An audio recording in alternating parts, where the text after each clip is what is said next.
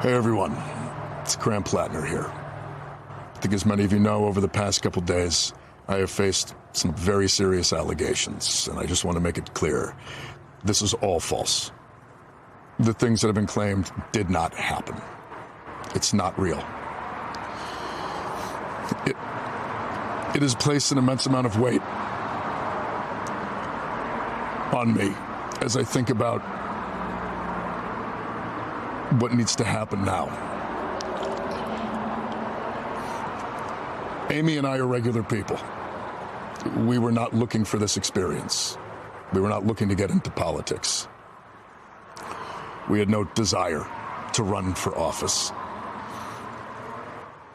I just want you to think about what you would do as a regular person in a position where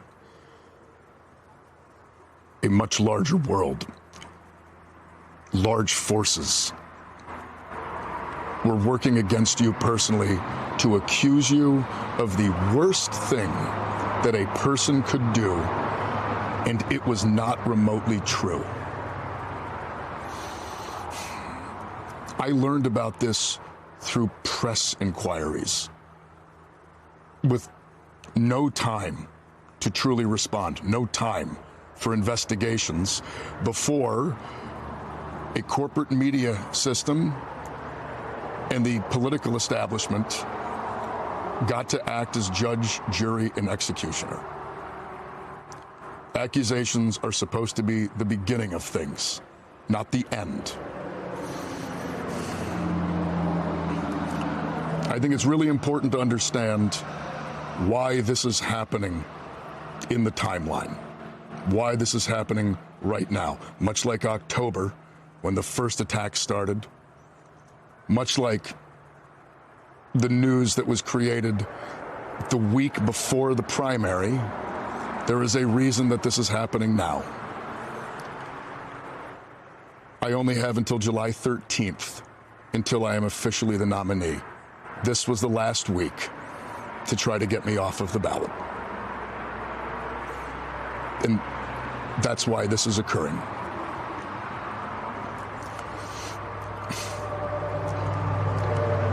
It's not the false allegations, though, that have brought us to where we are.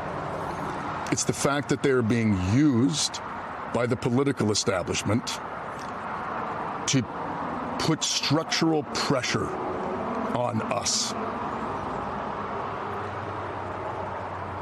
We live in a political system that is not built for normal people. It is a system that is built structurally to make sure that movements like ours cannot flourish. That if they begin to succeed, they can be crushed.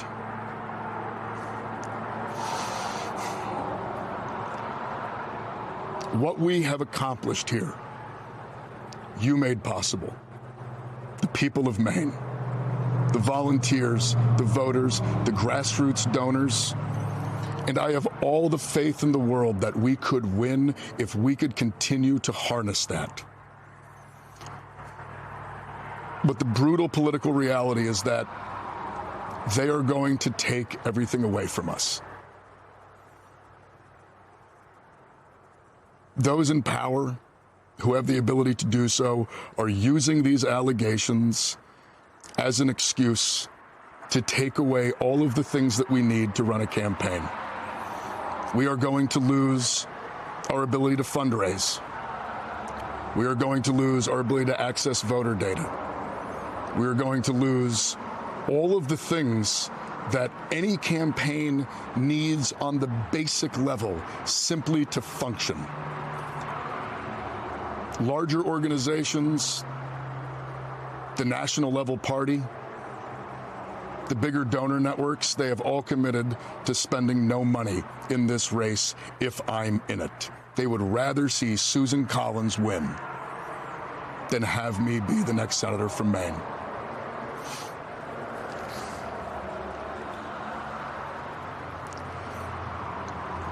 What comes next needs to come from the people. Needs to come from the people of Maine. Needs to come from the voters who on June 9th at a strength of over 150,000, the largest number in the history of Maine primaries, said no to this kind of politics. Voted for a politics that would actually represent them. Voted against the political system, against the donor class, against the entrenched forces. And I'm not asking for how this process is going to work. I'm not trying to dictate to anyone who it should be or how we get there, but I will say this. It needs to be open, transparent, and democratic. It needs to be reflecting the will and the values of the people that built this movement, the people that showed up on June 9th. People in D.C. need to stay in D.C. Decisions should not be made in back rooms by people in places of political power. Party apparatchiks are not the ones to make these decisions. These decisions need to be made in the open by the people of this state, the people who got us here. This is exactly the kind of political system that everyone voted against on June 9th. And for that reason, we need to be assured that it is going to be open and democratic as we move forward.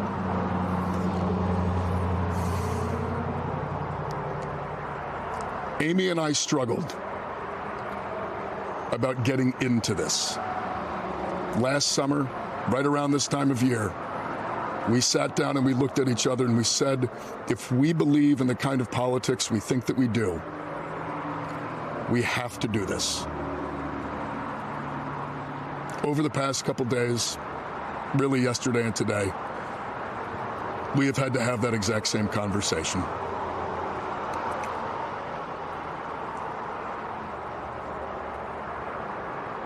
We believe that for the movement to continue,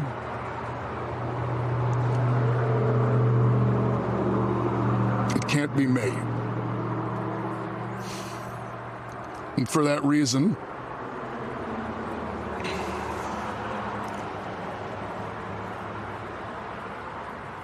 we are suspending campaign operations.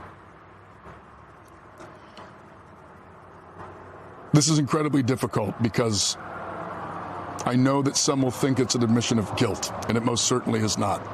We're not doing it because of the allegations. We're doing it because of the structures that are being taken away from us by those in power.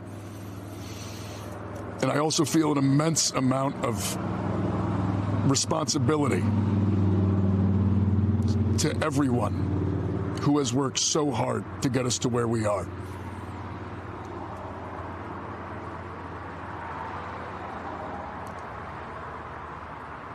We went toe-to-toe with one of the most entrenched political systems in the history of the world, and we won. We beat them on June 9th in overwhelming numbers.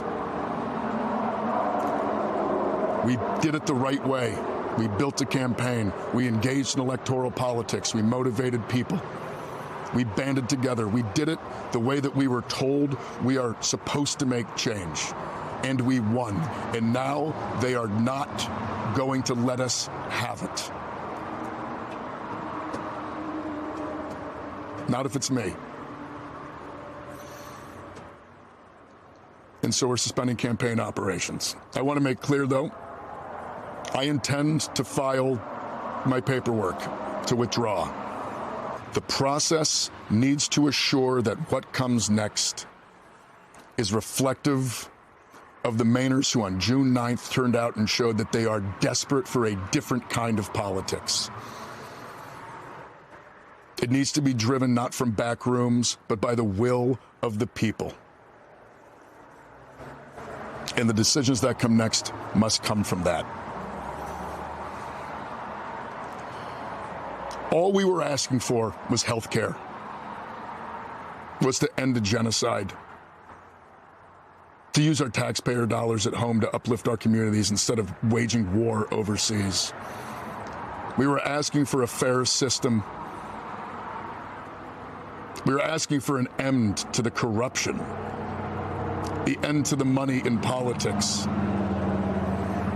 We were asking for real democracy, and we did it the right way, and we won.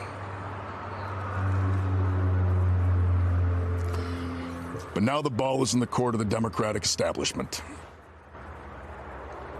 My name might be on the ballot right now, but that ballot line belongs to the people of Maine.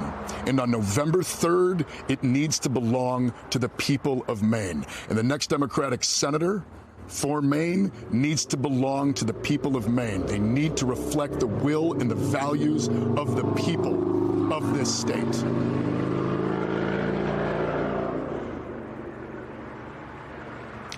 I love this state.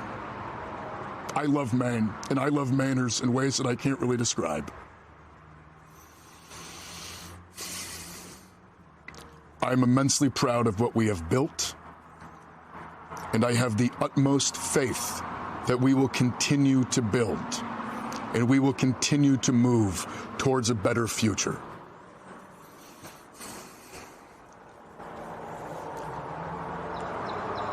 From the bottom of my heart, thank you. Thank all of you. And keep fighting. We're going to win someday.